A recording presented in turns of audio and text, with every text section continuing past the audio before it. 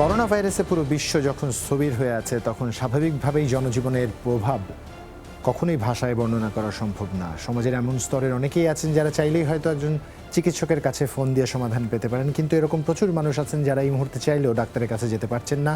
তাদের জন্যই আমাদের এই আয়োজন, ঘরে বসেই যাতে আপনারা যে কোনো স্বাস্থ্য জিজ্ঞাসার উত্তর পেতে পারেন, তাই corona help desk. Rehan Zulha Zubair আপনাদের সাথে আছি। আপনারাও চাইলে সরাসরি ফোন দিতে পারেন কিংবা আমাদের সামাজিক যোগাযোগ মাধ্যমে ফেসবুকে লিখে জানাতে পারেন, এবং যারা অনলাইনে বসে আমাদের দেখছেন তাদের অনুরোধ দয়া করে শেয়ার করে দেবেন, তাতে আপনার বন্ধু তালিকায় থাকা অন্য কারো হয়তো যে কোনো স্বাস্থ্য জিজ্ঞাসার উত্তর তিনি পেয়ে যাবেন। আর আপনাদের জিজ্ঞাসাগুলোর উত্তর দিতে একই ধারাবাহিকতায় আজও আছেন অধ্যাপক ডাক্তার এস এম মোস্তফা জামান, যিনি মেডিসিন ও হৃদরোগ বিশেষজ্ঞ BS MMU, আছেন ডাক্তার শারমিন আব্বাসী, যিনি সহযোগী অধ্যাপক প্রসূতি ও স্ত্রীরোগ আনোয়ার খান মডার্ন মেডিকেল কলেজ ও হাসপাতাল। সরাসরি আমাদের সাথে যুক্ত হবেন ডাক্তার আবু সাইদ শিমুল, যিনি শিশুরোগ বিশেষজ্ঞ মুগদা মেডিকেল কলেজ হাসপাতাল। আর জুলহা জুবাইর তো আপনাদের সাথে আছি।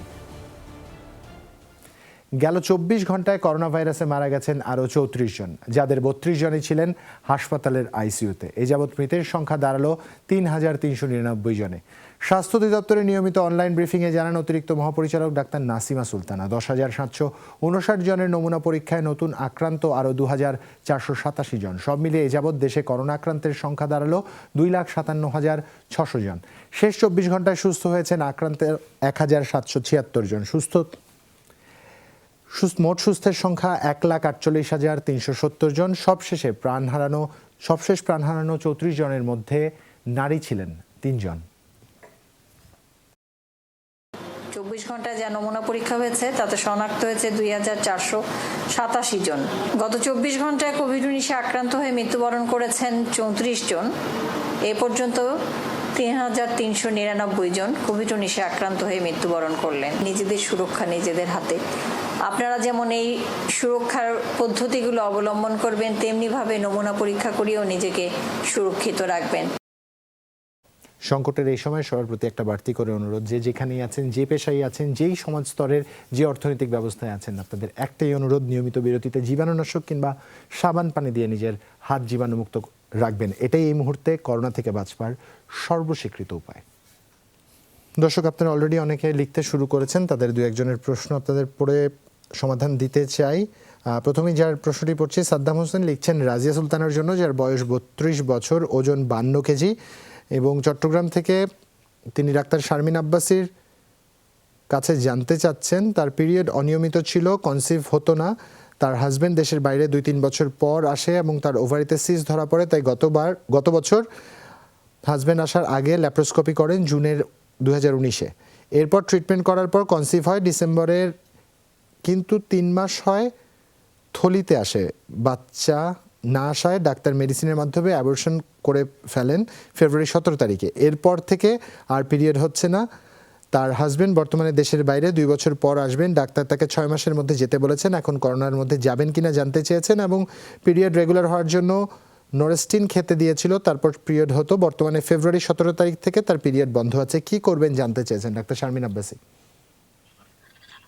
অনেকগুলো সমস্যা দেখা যায়। উনি বলেছেন ফেব্রুয়ারি 17 থেকে পিরিয়ড বন্ধ। এখন তাহলে প্রথম কাজটি হচ্ছে মেনস্ট্রুয়েশন দিতে হবে ওনাকে। আমরা সাধারণত প্রজেস্টেরন দিয়ে, এখানে উনি যে ওষুধটা খাচ্ছিলেন সেটা সকালে 2টো রাতে 2টো।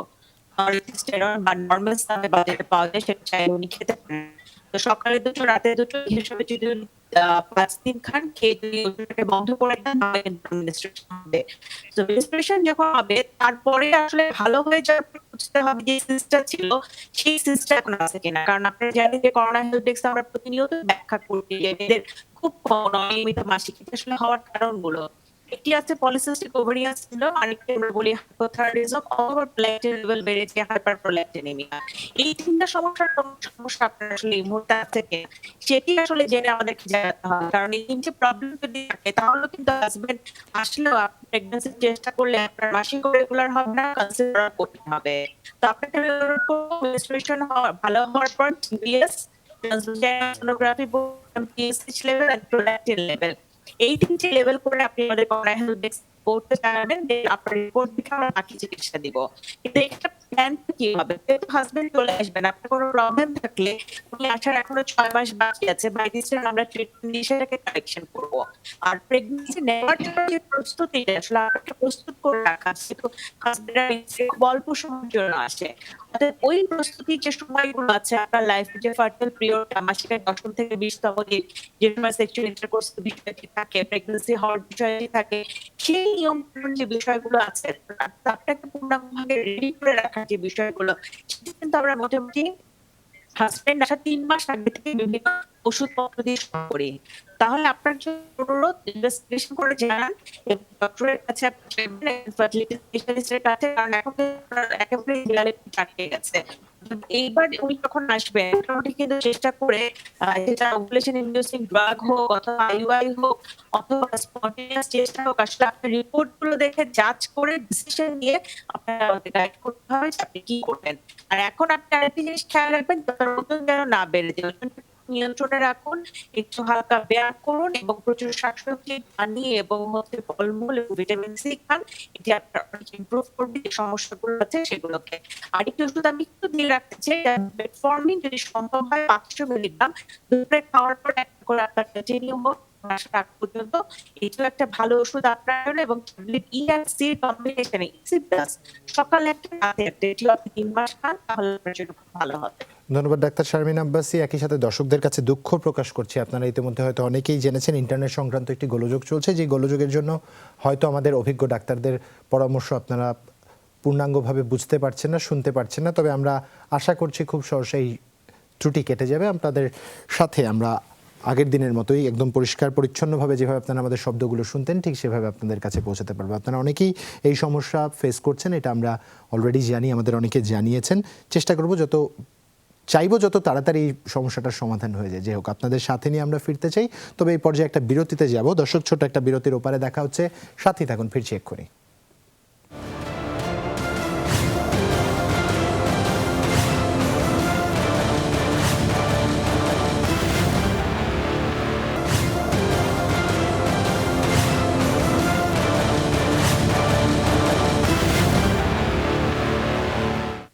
দর্শক, বিরতির পর আরেকবার স্বাগত জানাচ্ছি করোনা হেল্প ডেস্কের এই পর্যায়ে। আমরা আমাদের সর্বাত্মক চেষ্টা করছি যাতে আমাদের সীমাবদ্ধতার মধ্যে আপনাদেরকে সর্বোচ্চ সমাধানটুকু দেওয়া যায়। আমরা আরও একবার আমাদের ডাক্তারদের কাছে চলে যেতে চাই।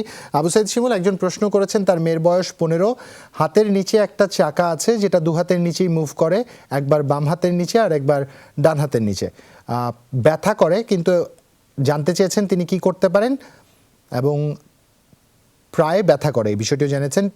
পিসিওএস আছে, বডির কিছু জায়গায় কালো, এই জন্য কি করবো? আচ্ছা, আমরা একটু মনে হয় ডাক্তার শারমিন আব্বাসী আপনার কাছ থেকে একটু সমাধান শুনতে চাইবো। আবু সাইদ শিমুল যদি কিছু যুক্ত করতে চান।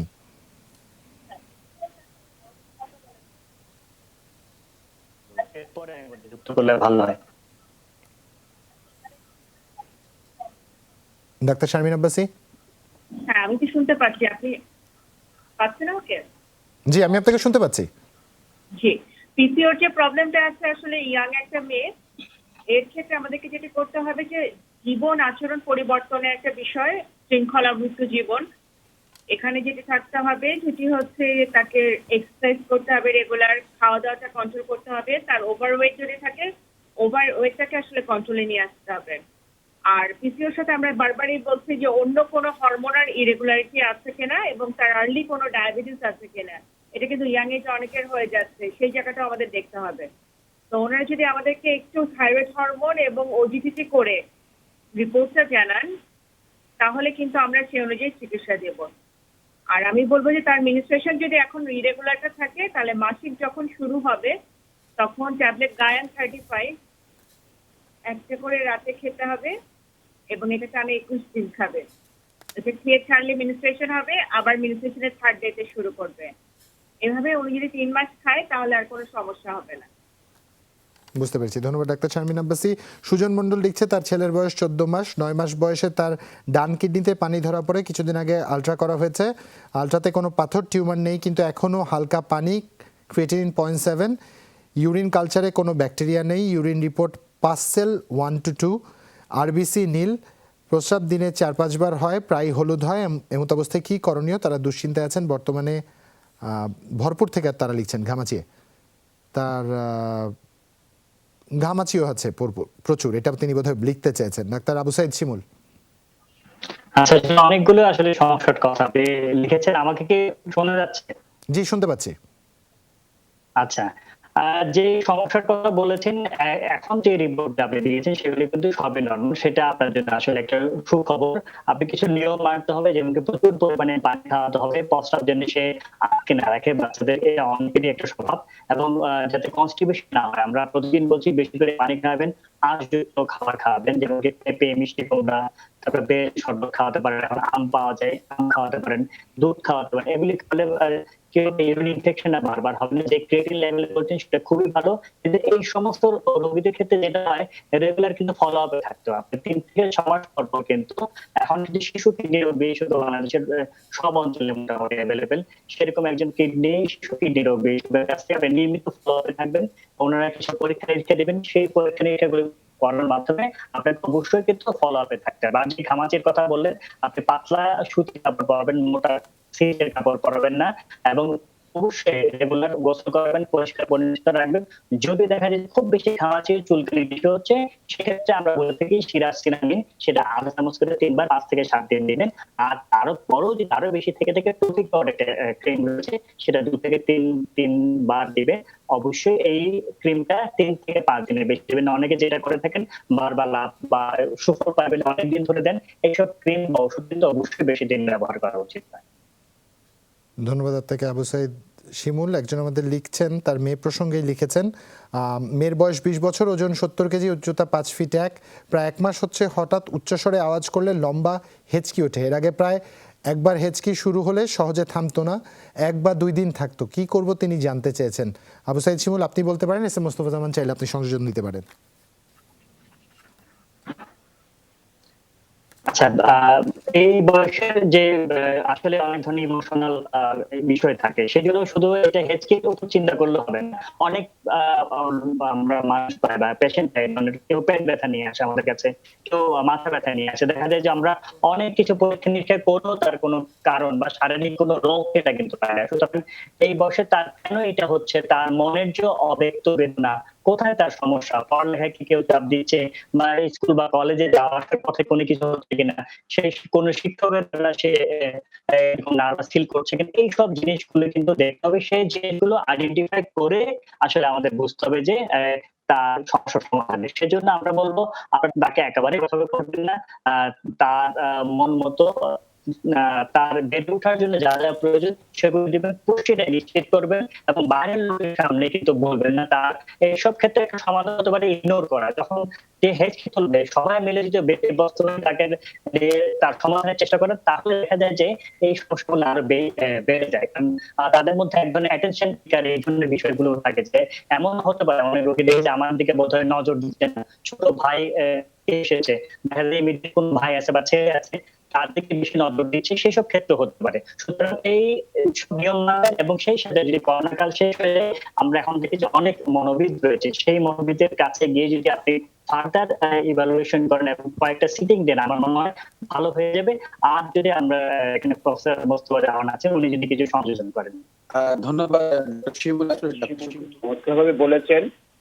বিশেষ করে তিনি যে বিষয়টি উল্লেখ করেছেন যে শরীর এবং মন দুটি কারণে এরকম সমস্যা হতে পারে। একটি হলো যে আমরা বড়দের এই সমস্যা যখন পেয়ে থাকি, বিশেষ করে দেখি নানা ধরনের রোগ সঙ্গে থাকে, যেমন কিডনি রোগ বা অন্যান্য রোগ। কিন্তু যেই বয়সের কথা উল্লেখ করেছেন, আমরা এই বয়সে শরীরের বড় কোনো রোগ আশা করছি না। সেক্ষেত্রে ডাক্তার শিমুল যে বিষয়টি উল্লেখ করেছেন সেটি অত্যন্ত গুরুত্বপূর্ণ। কিন্তু মনে রাখতে হবে, শরীরের যে রোগগুলো আছে সেগুলোকে আগে এক্সক্লুড করতে হবে। যে কোনো রোগ, যেমন শরীরে ওজন বেশি, ওজন কেন বেশি সেটি উল্লেখ করতে হবে, সেটি কারণ খুঁজতে হবে। যখন আমরা সেগুলো সবকিছু খুঁজে পাবো না, আমরা ধরে নেব তার শরীরের বড় কোনো রোগ নেই, তখন ডাক্তার শিমুল যে কথাগুলো বলেছেন সেগুলো অত্যন্ত কার্যকরভাবে আমরা ব্যাখ্যা করতে পারবো। তবে ওজন কমানোর জন্য যা যা পদ্ধতিগুলো আমরা প্রতিদিন বলছি সেগুলো অবশ্যই পালন করতে হবে। আশা করছি দুজনের পরামর্শ মিলে তিনি বুঝতে পেরেছেন বিষয়টি। ধন্যবাদ আপনাকে এস এম মোস্তফা জামান। আপনার কাছে আরেকটি প্রশ্ন আছে। তার একজন লিখছেন, তার মা হার্ট, প্রেশার, ডায়াবেটিসের রোগী, বয়স 61, হাঁটলে বুকে ব্যথা অনুভূত হয়, ইসিজি করেছেন, abnormal, echo, mild TR PASP 40 mmHg, diabetes খাবার আগে 12+, খাবার পরে 17+, এবং troponin I 0.01 ng/ml, creatinine 91, HDL 30, LDL 129, non-HDL cholesterol 150, TSH 4.59, serum IEG 3000 IU/ml, urine report normal. যে সকল ওষুধ দিয়েছে তা হলো লিপিডেল প্লাস, টিজিনর, প্যান্টোনিক্স, বেটালক, ফ্রুল্যাক, নিডোকার্ড RTD, স্ট্রিন, লিজেন্টা, টেলমা, ওরাডিন, ফ্লুক্লক্স। তার হার্টের ইরেকশন ফ্র্যাকশন 41%। সে দিনে কত লিটার পানি খেতে পারবে জানতে চেয়েছেন, এবং যে সকল ওষুধ বলেছেন ওষুধগুলো খেলে তার মাথা ঘোরায়, ওষুধগুলো ঠিক আছে কিনা জানতে চেয়েছেন। অত্যন্ত গুরুত্বপূর্ণ এই প্রশ্নটি, এবং অনেকগুলো আসলে মানে রোগ এবং জটিলতা একসাথে তিনি উল্লেখ করেছেন। যেমন তার হার্ট দুর্বল অর্থাৎ তার হার্টের ইজেকশন ফ্র্যাকশন যেটি উল্লেখ আমরা বলি 50-এর উপর যদি থাকতো তাহলে আমরা বলি ভালো, কিন্তু যেহেতু হার্ট দুর্বল, ইজেকশন ফ্র্যাকশন কম, সেক্ষেত্রে একটু পানি কম পান করতে বলি। আমরা গরমের দিনে বলবো যে 1.5 লিটার থেকে 2 লিটার, শীতের দিনে আরেকটু কম বলে থাকি। আরেকটি বিষয়, যে ফ্রুলাক যে ওষুধটি খাচ্ছেন সেটিও কিন্তু এই কারণে দেওয়া হয়েছে, কিন্তু এই ওষুধের একটি পার্শ্ব প্রতিক্রিয়া আছে ফ্রুলাকের। এটি খেলে শরীর দুর্বল হয়ে যায়, শরীর থেকে লবণ পানি বের করে দেয়, সেজন্য মাঝে মাঝে সিরাম ইলেকট্রোলাইট এই পরীক্ষাটি করতে হয়। বাকি ওষুধগুলো উনি ভালো খাচ্ছেন, কিন্তু তার ডায়াবেটিসের মাত্রা, রক্তের শর্করা এটি অনেক বেশি। এটিকে যেভাবে হোক নিয়ন্ত্রণ রাখতে হবে। যে ওষুধ বর্তমানে খাচ্ছে তার সাথে আমরা বলবো ট্যাবলেট জার্ডিয়ান 10 মিলিগ্রাম একটি ওষুধ প্রতিদিন সকালে একটি করে খাবে। প্রেশারের জন্য টেলমা খাচ্ছে, যদি তার প্রেশার নিয়ন্ত্রণে থাকে তাহলে এটি চলবে। আর আপাতত যে সমস্যাগুলো আছে ওষুধগুলো খেয়ে ভালো থাকে তাহলে আমরা নতুন ওষুধ সংযোজন করব না। নিশ্চয়ই হার্টের জন্য ইকোস্প্রিন, রক্তের কোলেস্টেরল কমার জন্য একটি ওষুধ খাচ্ছেন, যদি এগুলো খেয়ে থাকে, যদি হাঁটতে গিয়ে বুকে চাপ হয়, ভার হয়, তাহলে ট্যাবলেট নাইট্রোকার্ড 2.6 সকালে একটি, রাতে একটি খাবেন। এবং করোনা কাল চলে গেলে আমরা একটি অ্যাঞ্জিওগ্রাম করার জন্য আমরা তাকে পরামর্শ দিয়ে থাকবো, এবং সেই অ্যাঞ্জিওগ্রাম করার পরেই আমরা পরবর্তী চিকিৎসা সিদ্ধান্ত নেব যে কি করব। আসলে ইতিমধ্যে তিনি আমরা খাদ্যাভ্যাস মেনে চলবেন, ওষুধগুলো নিয়মিত খাবেন, এবং জীবনে যে ছন্দবদ্ধ যে অভ্যাসগুলো সেগুলো চালিয়ে যাবেন। আশা করছি ভালো থাকবেন। আর পানির ব্যাপারটা বারবার করে বলছি, অবশ্যই মনে রাখবেন। ধন্যবাদ আপনাকে S M Mostafazzaman. Doctor Sharmin Abbasi একজন প্রশ্ন করেছেন, তার স্ত্রীর বয়স 28 বছর, ওজন 62 কেজি, 19 সপ্তাহের প্রেগনেন্ট, বাবুর নড়াচড়া বোঝা যাচ্ছে না, তাই গত 8/8/2020 তারিখে আলট্রাসোনোগ্রাফি করেন। তারা বলে কোনো সমস্যা নেই, তবে placenta anterior and low lying bold আকারে লেখা ছিল এটি, এবং 8 থেকে 10 দিন থেকে এমনি আমাশয় হচ্ছে।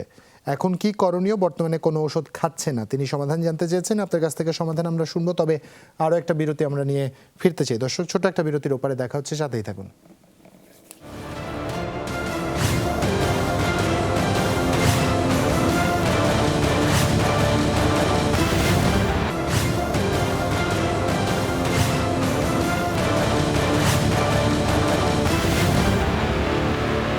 স্বাগত আরেকবার, দেখছেন করোনা হেল্প ডেস্ক, জুলহা জুবের আপনাদের সাথে আছি। সরাসরি ডাক্তার শারমিন আব্বাসীর কাছে চলে যেতে চাই। ডাক্তার শারমিন আব্বাসী, একটি প্রশ্ন ছিল আপনার কাছে। হ্যাঁ, উনি আমাদেরকে যে প্রশ্নটি করেছে সেটি কিন্তু বিষয়টি হলো যে 19 সপ্তাহের একটা প্রেগন্যান্সি। 19 সপ্তাহের একটা প্রেগন্যান্সি তার সেই নড়াচড়া তো বোঝা যাওয়ার কথা না, কারণ সাধারণত প্রেগন্যান্সির যে অ্যাক্টিভ মুভমেন্ট গুলো বা মা বুঝতে পারছেন কিনা এটি আসলে 24 সপ্তাহের পর থেকে 25-26 সপ্তাহের সময় আসলে আমরা বুঝতে পারি। তাই আমি বলবো যে আপনি এখন বোঝার একদম চেষ্টা করবেন না, আপনার আলট্রাসাউন্ড রিপোর্ট ভালো আছে, আপনি আপনার নিয়ম কানুন গুলো মেনে চলুন। কিন্তু এই নড়াচড়ার সমস্যা থেকে অন্য একটি যে সমস্যা উনি বলেছেন সেটির জন্য কিন্তু প্রচুর নিয়ম কানুন মানতে হয়। উনি বলেছেন যে ওনার গর্ভফুলটা এই মুহূর্তে নিচের অংশে আছে এবং এর পরে কি হবে। এক্ষেত্রে উত্তরটি হচ্ছে যে যদি এটা ফার্স্ট প্রেগন্যান্সি হয় তাহলে সাধারণত গর্ভফুলটা নিচে থেকে উপরের দিকে উঠে যায়, খুব একটা সমস্যা হয় না ডেলিভারির সময়। কিন্তু যদি আগে কোনো সিজারিয়ান সেকশনের হিস্ট্রি থাকে অথবা জরায়ুর কোনো অপারেশনের হিস্ট্রি থাকে তাহলে কিন্তু এখানে একটু চিন্তার বিষয় আছে। তখন হয়তো গর্ভফুলটা নিচেও থাকতে পারে, এবং সেক্ষেত্রে যেটি হয় যে ডেলিভারির সময় অনেক বেশি রক্তক্ষরণ হয়ে মায়ের জীবন এবং বাচ্চার জীবন বিপন্ন হওয়া বা ঝুঁকিযুক্ত হওয়ার একটা সম্ভাবনা থাকে। সেই জায়গা থেকে চিন্তা করে আসলে কিছু নিয়ম কানুন আমাদের মানতে হয়। তাহলে এখন যেহেতু উনি 19 সপ্তাহে আছেন, উনি আসলে কি কি করতে পারবেন না, এটি একটু আমি আসলে ভালো মতো বলে দিতে চাই। কারণ যখনই উনি ভারী কাজ করবেন, ভারী কিছু উত্তোলন করবেন, উনি কোনো ঝাঁকুনিযুক্ত জায়গায় যাবেন, তাহলে এই যে গর্ভপুরীটা জ্বরের নিচের অংশে আছে, সেখান থেকে কিন্তু এক ধরনের ব্লিডিং শুরু হবে। অনেক সময় ব্লিডিংটা এত বেশি পর্যায়ে হয় যে অনেক সময় সেটি বাচ্চাটিকে নষ্ট করে ফেলতে পারে, বাচ্চা মারা যেতে পারে, অথবা মায়ের জীবন ঝুঁকিপূর্ণ হয়ে হাসপাতালে ভর্তি হয়ে তাকে ব্লাড দেওয়া লাগতে পারে। তার মানে এই মুহূর্তে ভারী কাজ করা যাবে না, ভারী কিছু উত্তোলন করা যাবে না, ঝাঁকি হয় এমন কোনো জায়গায় যাওয়া যাবে না, এবং এয়ারক্রাফটে চলাফেরা করাটা আমরা আসলে এক্ষেত্রে নিষেধ করি। এবং খুব স্ট্রিক্টলি আসলে এক্ষেত্রে মানা করা আছে সেক্সুয়াল ইন্টারকোর্সের বিষয়টি, যেটিও একেবারেই বন্ধ রাখতে হবে এই সময়টিতে। এবং মা যেন কোনো ধরনের আঘাত না পান, ব্যথা না পান, সেই জায়গাগুলো আমাদেরকে আসলে খেয়াল রাখতে হবে। এবং এভাবে যদি উনি চলতে পারেন, তাহলে আমি বলবো 24 সপ্তাহে গিয়ে উনি আবার একটি আল্ট্রাসাউন্ড করাবেন। আর এই মুহূর্তে ওনার যে বিষয় আছে সেটি হচ্ছে যে খাবার দাবার ঠিক মতো খেতে হবে, 2 বেলা আয়রন খেতে হবে, 2 বেলা ক্যালসিয়াম খেতে হবে। আর একটু যদি প্রোজেস্টেরন সাপোর্ট উনি নেন, ওনার জন্য ভালো হবে। ক্যাপসুল মাইক্রোডোজ 100 মিলিগ্রাম একটা করে 2 বেলা, এটা টানা যদি ওনার চলে, সেটা কিন্তু ইউটেরাসটাকে একটু শান্ত রাখবে। কারণ ইউটেরাস যদি কন্ট্রাক্ট করে, সেখান থেকে এক ধরনের ব্লিডিং হতে পারে। অর্থাৎ সেই জায়গাগুলো যদি আমরা ঠিক রাখতে পারি, তাহলে আমরা মনে করি যে ফিউচারে ওনার আসলে খুব একটা সমস্যা হবে না। ধন্যবাদ আপনাকে doctor Sharmin Abbasi. S M Mostafa Zaman একজন লিখছে তার বোনের জন্য, যার বয়স 26, নাম করিমা, ওজন 62 কেজি, তার ডায়াবেটিস আছে, প্রেশারেরও সমস্যা আছে। ডায়াবেটিসের পরিমাণ ফাস্টিংয়ে 5.4 অ্যান্ড আফটার মিল 8.5, রক্তে haemoglobin 10, EC 4 to 5, PC 0 to 4। ডায়াবেটিসের জন্য নোবসেট ট্যাবলেট খায় এবং এই ট্যাবলেট কি ঠিকমতো কাজ করবে কিনা যদি এরকম ডায়াবেটিস থাকে, তাও তিনি জানতে চেয়েছেন। ব্লাড প্রেশার 90/50, প্রেশার কমে গেলে কি ওরসালাইন খাওয়ানো যাবে কিনা। মাথায় জ্বালাপোড়া করে, হাঁটাহাঁটি করলে শ্বাসকষ্ট হয়, নাকের ভিতরে মাংস বাড়ে এবং গরুর মাংস তিনি খেতে পারবেন কিনা তাও জানতে চেয়েছেন এস এম মুস্তফা জামান।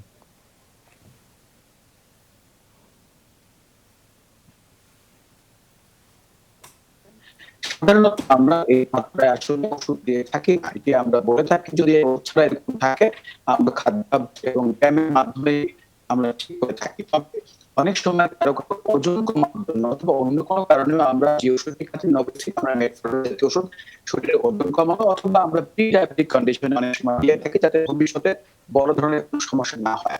তবে এটা এমন একেবারে না খেলে বড় ধরনের সমস্যা তার মাত্রা দিতে বলছেন, যথেষ্ট শরীর পর্যায়ে আছে, যথেষ্ট ছাড়া এরকম রাখতে পারেন, তাহলে আমরা এক্সারসাইজ বা আমরা বলবো যে খাদ্যাভ্যাস এবং এই দুটির মাধ্যমে আমরা নিয়ন্ত্রণ করতে পারবো। দ্বিতীয়ত যে আপনার নাকে যদি যে অ্যালার্জি তার সমস্যা আছে, সেই অ্যালার্জির সমস্যার জন্য আমরা সবসময় তাকে বলছি যে পরামর্শ দিতে আমরা কি করণীয়, মন্টিলুকাস জাতীয় একটু দিয়ে থাকি। এবং অনেক সময় আরেকটি সমস্যা বলতে মনে করবে যে আরেকটি সমস্যা তার ব্লাড প্রেশারের সমস্যা।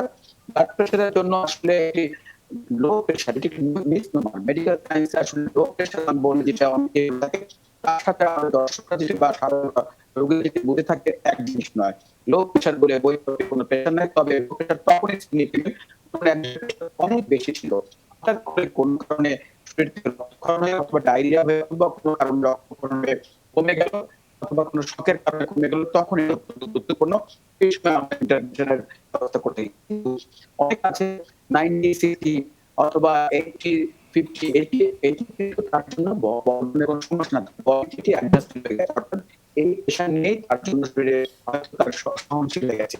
সেক্ষেত্রে অনেকেই করে কি মাথা ঘুরে এরকম মনে করে লবণ পরীক্ষা ঘন, তাতে করে ওই সময় হয়তো তাকে স্বাভাবিকভাবে ভালো রাখে, কিন্তু দীর্ঘভাবে শরীরে এক্সট্রা লবণ কিন্তু তাকে শরীরে ক্ষতি প্রভাব করতে পারে। আমরা সেজন্য বলবো খাদ্যাভ্যাস এবং ব্যায়াম করতে হবে। এই পেশাটি বলতে অনেকে কম বয়সে কম থাকে, একসময় এটা আস্তে আস্তে ঠিক হয়ে যাবে। আপনি সাময়িকভাবে দুঃখিত এস এম মুস্তফা জামান, আপনার কথাগুলো পরিষ্কার আমরা শুনতে পাচ্ছি না, আরও একবার আপনাকে আমরা যুক্ত করার চেষ্টা করব। তবে আরেকটি প্রশ্ন নিতে চাই। সন্তোষ কুমার দাস লিখছেন, তার নাম কাজল, সাভার থেকে বলছেন তার মেয়ের বয়স 13 বছর, মেয়ের মাসিক শুরু হয় 10 থেকে 12 দিন, গ্যাপ দিয়ে আবার 20 দিন পর শুরু হয়, খুব বেশি রক্ত যায়, এখনও সারেনি, আগে এরকম হয়েছিল, তারপর ঠিক হয়েছিল, কিন্তু এবার ঠিক হয় নাই, গ্যাস্ট্রিক অ্যালার্জি আছে, মুখে গোটা উঠতেছে, এখন তিনি কি করবেন জানতে চেয়েছে ডাক্তার শারমিন আব্বাসী। এটি তো আসলে আজকে যত প্রশ্নের উত্তর দিচ্ছি একই রকম প্রশ্নের উত্তর দিচ্ছি আজকে। তার মানে হচ্ছে যে আসলে এই ধরনের সমস্যাগুলো আমাদের দেশে অনেক বেশি বেড়ে গেছে এবং এই সমস্যাগুলো প্রকট। আমাদের ইয়াং কিশোরী মেয়েরা 13, 14, 15, 16 বছর বয়স, এই বয়সে তাদের ওজন বেড়ে যাচ্ছে, তাদের গায়ের রং ফর্সা থেকে কালো হয়ে যাচ্ছে, চুল পড়ে যাচ্ছে, মুখে ব্রণ হচ্ছে। কারণটা কি? কারণটা একটাই, সেটি হচ্ছে যে আসলে যেভাবে জীবন কারণের নিয়মটা ছোটবেলা থেকে মানা দরকার, আমাদের বাচ্চাগুলোকে আমরা আসলে সেভাবে হয়তো বড় করতে পারছি না। তাদের যে শৃঙ্খলাযুক্ত ডিসিপ্লিন লাইফ, কেন জানি সেই লাইফ থেকে তারা সরে যাচ্ছে। আমাদের যে ছোটবেলায় খাওয়া দাওয়ার নিয়ম কারণগুলো, যে ভিটামিন যুক্ত খাবার খাওয়া, আমিষযুক্ত খাবারগুলো খাওয়া, কার্বোহাইড্রেট কাজেল করা, সেই জিনিসগুলো আমরা করতে পারছি না। ফাস্টফুড খাচ্ছে বেশি, নিজের শরীরের ওজনের প্রতি তাদের হয়তো ওরকম দৃষ্টি থাকছে না, এবং তার ফলশ্রুতিতে কি হচ্ছে, হরমোনাল ইমব্যালেন্স বা মেটাবলিক ডিসঅর্ডারের যে সমস্যাগুলো আছে, সেই সমস্যাগুলো হয়তো আগের সময়টায় আমরা দেখতাম যে 40 বা 45 বছর বয়সে একটা মেয়ের হবে, সেটা না হয়ে এখন 12, 13, 15 বছর মেয়েদের সেই সমস্যা পাচ্ছে। অর্থাৎ সমস্যার বয়স অনেক এগিয়ে গেছে। তাহলে এখন আসলে করণীয় কি আছে? তার জন্য হচ্ছে ওজন কমাতে হবে, ওজনকে শৃঙ্খলাযুক্ত জীবন দিয়ে ওজনটাকে আটকে রাখতে হবে, প্রথম কাজ। দ্বিতীয় কাজ যেটি, সেটি হচ্ছে যে খাবার দাবারের পরিবর্তন করতে হবে, কার্বোহাইড্রেটকে কাটিং করতে হবে, কারণ তার গ্রোয়িং এর তাদের জন্য কিন্তু আমরা খুব বেশি কন্ট্রোলটা দিতে পারবো না। তার প্রোটিনযুক্ত খাবার, ভিটামিন যুক্ত খাবার, দুধ, ডিম, কলা, মাছ, মাংস, এই ফুড আইটেম গুলো থাকবে। তার অ্যাক্টিভিটি বাড়াতে হবে। ঘরের মধ্যে যদি এখন লকডাউনের সময় তারা আটকা থাকে কোথাও, সেখানেও কিন্তু মুভমেন্ট বাড়াতে হবে। এই কাজগুলো তাকে করতে হবে, এবং এগুলো করলে কিন্তু গ্র্যাজুয়ালি যদি ওজন কমে, তাহলে মেটাবলিক যে ডিসঅ্যারেঞ্জমেন্টটা হয়েছে বডি, সেটা কিন্তু ঠিক হয়ে যাবে তার, এবং সেখান থেকে তার মাসিকটা রেগুলার হবে, এবং মুখের যে ব্রণ হওয়া, কালো হওয়া, চুল পড়ে যাওয়া, এই সমস্যাগুলো থেকে কিন্তু তার মুক্তি মিলবে। এবং তারপরে যদি আসলে মুক্তি না মেলে, তাহলে কি করব? তখন আমরা পরীক্ষা নিরীক্ষা করাবো, আমরা আল্ট্রাসাউন্ড করবো, আমরা হরমোন অ্যানালাইসিস করবো, তার আর্লি চাইল্ডহুড ডায়াবেটিস হচ্ছে কিনা সেই জায়গাগুলোকে খেয়াল করবো। কারণ এখন অনেক বেড়ে গেছে, ডক্টর শিমুল আরো ভালো বলতে পারবে। হয়তো আগের দিনে এত চাইল্ডহুড ডায়াবেটিস পাওয়া যেত না, এখন যেগুলো আমরা পাচ্ছি। সেই জায়গাগুলো থেকে আসলে নিয়ম কানুন মেনে তাকে আসলে সবকিছুর মধ্যে আমাদেরকে নিয়ে আসতে হবে। আমি তাকে সাজেস্ট করবো যে আপনি 1-2 মাস এই নিয়মগুলো শুনুন, আমি যেগুলো বললাম। তারপরে যদি আপনার ওজন না কমে, মাসিক রেগুলার না হয়, তখন আমরা ওষুধে যাব। কারণ একটা ইয়াং মেয়ে, তার জীবনের অনেক অংশ পড়ে আসছে, সে কতদিন ওষুধ খাবে? তাকে তো নিয়মের মধ্যে আসতে হবে, নিয়ম মানবে। তারপরে যদি কাজ না হয়, তখন হয়তো আমরা ওষুধ দিয়ে যে চিকিৎসা করার প্রসঙ্গটি আছে, সেটি নিয়ে আমরা আলাপ করব। ধন্যবাদ ডাক্তার শারমিন আব্বাসী। নাজু ইসলাম লিখছে তার মেয়ের বয়স 11, ওর ঠোঁট এবং জিহ্বা এক ধরনের কালো তিলের মতো দেখা যাচ্ছে। আগে এটা জিহ্বায় থাকলেও আস্তে আস্তে ঠোঁট পর্যন্ত চলে আসে। এখন তারা কি ব্যবস্থা নিতে পারেন জানতে চেয়েছে ডাক্তার আবু সাইদ শিমুল। বাচ্চাদের ক্ষেত্রে আসলে 11 কি মাস না বছর? 11 বছর। আচ্ছা, আসলে এটা 11 লিখেছেন তিনি, মাস বছর কিছু লিখেননি, আমরা 11 বছর ধরে নিচ্ছি। আচ্ছা, যেহেতু আসলে কিছু আসলে নিয়ম আপনাকে মানতে হবে, তারপরে ওষুধের প্রশ্ন চলে আসে। বাচ্চাদের কিন্তু অনেক সময় দেখা যায় চিপস বা এটা চকলেট অনেক কিছু খায়, এগুলি খেলে যেটা হয় যে একটা আমাদের জিহ্বায় যে উপরে স্তর রয়েছে সেগুলো কিন্তু সহজে ক্ষয়ে যায়, এবং এই জিনিসগুলো বারবার হয়। অনেকের যেটা হয় যে দাঁতের সমস্যার কারণে এটা হতে পারে। এই জিনিসগুলো আসলে একটু মেনটেন করতে হবে। মুখের ভেতরের অংশটা পরিষ্কার পরিচ্ছন্ন রাখতে হবে। যদি 11 বছর হয়, তাহলে দাঁত অবশ্যই সকালে এবং রাতে ঘুমের আগে মাজতে হবে। ওরাল হাইজিন আমরা মেনটেন করা বলি। মাউথ ওয়াশও ব্যবহার করতে পারেন। আমরা বলি যে 1 চামচ মাউথ ওয়াশের সাথে তার দ্বিগুণ পরিমাণ যদি পানি ব্যবহার করলে, সেটা দিয়ে যদি সে কুলি করে দিনে 2 থেকে 3 বার, তাহলে কিন্তু ওরাল হাইজিনটা মেনটেন হয়। আর যেসব খাবারের কথা বললাম, সেসব খাবার, মিষ্টি জাতীয় খাবারের পর অবশ্যই কুলি করতে হবে। এরপরে আসছে ওষুধের ব্যাপারে। অনেক ক্ষেত্রে দেখা যায় যে আমরা ফাঙ্গাস মনে করে থাকি, কিন্তু অনেকে ভাইরাসের কারণে এটা কিন্তু হতে পারে। সুতরাং আপনি এই ক্ষেত্রে যেটা আমরা দেখছি না, দুটোই আসলে ব্যবহার করবেন। জেলোরা ওরাল জেল একটা ওষুধ রয়েছে, ক্রিম, সেটা জিহ্বা এবং ঠোঁটের যতটুকু পর্যন্ত ছড়িয়েছে সেখানে একটু লাগাবেন। সেই সাথে আপনি ভাইরাস একটা সিরাপ রয়েছে, সেটা আসলে আমরা যেহেতু মাস বছর বলতে পারছি না, যদি 11 মাস হয়ে থাকে তাহলে 1/2 চামচ করে আপনি 4 বার দিবেন। আর যদি বছর হয়ে থাকে তাহলে আপনি 1.5 চামচ করে 4 বার 5 দিন এটা খাওয়ালে চলবে। তার সাথে একটু ভিটামিন খাওয়াতে হবে, ভিটামিন বিকোজিন, এই সিরাপটা 1 চামচ করে 2 বার আপনি 10 থেকে 15 দিন খাওয়াবেন। আর যে উপদেশগুলো দিলাম সেগুলি যদি আপনি মেনে চলেন, 5 থেকে 7 দিনে অবশ্যই ভালো হয়ে যাবে। কিন্তু যদি উপদেশ পালনে আসলে কিছু সমস্যা হয়, তাহলে এগুলি দেখা যায় বারবার হয়। সুতরাং বারবার না হওয়ার জন্য উপদেশগুলি কিন্তু আপনাকে মানতে হবে। ধন্যবাদ আপনাকে আবু সাইদ শিমুল। একজন আমাদের প্রশ্ন করেছেন, মূলত তিনি প্রশ্ন করছেন তার ছোট বোনের জন্য। তিনি বলেছেন ছোট বোনের নাম মুন্নি, বয়স 19, গত 3 বছর আগে চিকুনগুনিয়া রোগ হয়েছিল, কিন্তু বর্তমানে তার পায়ে ব্যথা এবং জয়েন্টে উঠা বসা করলে মটমট শব্দ হয় এবং বাম পায়ের গোড়ালি থেকে হাঁটু উপর পর্যন্ত অ্যালার্জির মতো লম্বা একটা দাগ হচ্ছে, দেখতে রোগের মতো, কিন্তু এটা বর্তমানে চুলকায়, এটা বর্তমানে ছড়িয়ে যাচ্ছে। তারা সমাধান চেয়েছেন। আমরা একটু ডাক্তার শারমিন আব্বাসী এবং আবু সাইদ শিমুল দুজনের কাছ থেকে মন্তব্য নিতে চাই।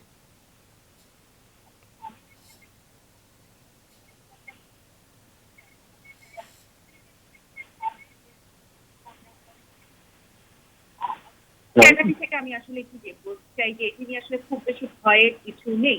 এই যে একটু গুড়ি গুড়ি হয়, এরকম ফোটা ফোটা ছিটা ছিটা কতগুলো রেড কালারের স্পট হয় এবং সেখান থেকে প্রচুর ওখানে ইচিং হয়, চুলকায় এবং তারা খুব ভয় পায়। তাহলে এখন করণীয় কি আছে? আমরা এই ধরনের রোগীগুলোকে দেখেছি যে যারা এন্টিহিস্টামিন খেয়েছে তাদের কিন্তু খুব লাভ হয়েছে এখানে। অর্থাৎ উনি যদি চায় এখানে অ্যালাক্টল, হিস্টাসিন অথবা ফেক্সোফেনাডিন এই ধরনের ওষুধগুলো উনি খেতে পারবেন, এটা ওনার খুব কাজে দেবে। এবং যেটি হচ্ছে যে গরম পানি, কুসুম গরম পানিতে পাটাকে যদি উনি একটু চুবিয়ে রাখেন তাহলে কিন্তু এটা ওনার খুব ভালো একটা ইমপ্রুভমেন্ট হয়। তবে এক্ষেত্রে একটি বিষয় মনে রাখতে হবে, এই ধরনের ব্যথাগুলো ভালো হতে হতে আমরা দেখেছি 6 মাস থেকে 1 বছর লেগে যায় আমাদের কাছে যে পেশেন্ট গুলো এসেছিল এই ধরনের সিমটম গুলো নিয়ে। তার মানে কি এখানে আমাদের একটু সিমটোম্যাটিক ট্রিটমেন্ট দিতে হবে। ব্যথা খুব বেশি হলে আমরা ব্যথার ওষুধ খাবো নতুবা খাবো না, আমরা ক্যালসিয়াম খাবো 2 বেলা করে, এবং আমরা এখানে যেটা করবো সেটা হচ্ছে দুধ এবং দুধের তৈরি খাবারগুলো খাবো, এবং ভিটামিন ডি যদি কারো ঘাটতি থাকে সেই ডিটাকে এখানে আমাদেরকে পূরণ করে নিতে হবে। অর্থাৎ এটি আসলে চিকনগুনিয়ার একটি চলমান একটা আমি বলবো যে এক ধরনের কমপ্লিকেশনের মতোই একটি বিষয়, যেটি আসলে রোগীদের সময়ের সাথে ভালো হয়ে যায়। এটি হচ্ছে একটি আশ্বস্তের বিষয়, তবে এটি একটু সময় বেশি নেয়, এটি হচ্ছে দুঃখের। ধন্যবাদ আপনাকে শারমিন আব্বাসী, ধন্যবাদ ডাক্তার এস এম মোস্তফা। একই সাথে ধন্যবাদ ডাক্তার আবু সাইদ শিমুল। দর্শক, আমরা খুব দুঃখিত, কারণ আপনারা সবাই জানেন মাটি কাটার সময় কুয়াকাটায় দ্বিতীয় সাবমেরিন ল্যান্ডিং স্টেশনের তার ছিঁড়ে যায়, যে জন্য সারা দেশের ইন্টারনেট সেবা বিঘ্নিত হচ্ছে। বিকল্পভাবে যেহেতু ইন্টারনেট সেবা দেওয়ার চেষ্টা চলছে, তাই হয়তো আমাদের কিছু বেগ পোহাতে হচ্ছে। ব্যবহারকারী যারা রয়েছেন তারা সবাই নিশ্চয়ই বুঝতে পারছেন, যেহেতু করোনা সংকটের মধ্যে আছি, আমাদের অতিথিদেরকে আমরা চাইলেই আমাদের স্টুডিওতে এনে আপনাদের কাছে সমাধানগুলো পৌঁছাতে পারি না, এটাও আপনারা জানেন। তাই আমাদের কাছ থেকে আন্তরিকতা সর্বোচ্চ ছিল। যান্ত্রিক গোলযোগের জন্য, ইন্টারনেট সংক্রান্ত গোলযোগের জন্য আমরা আন্তরিকভাবে দুঃখিত। নিশ্চয়ই আগামীকাল আগের মতো স্বাভাবিকভাবে আপনাদের সাথে পুনরায় কথা হবে, আপনাদের সমস্যাগুলোর সমাধান দেওয়ার চেষ্টা করবো। আজ এখানে বিদায় নিতে চাই। যে যেখান থেকে যুক্ত ছিলেন সুস্থ থাকবেন, সুন্দর থাকবেন, নিজেকে নিরাপদে রাখবেন, নিজের যত্ন নেবেন। শুভরাত্রি।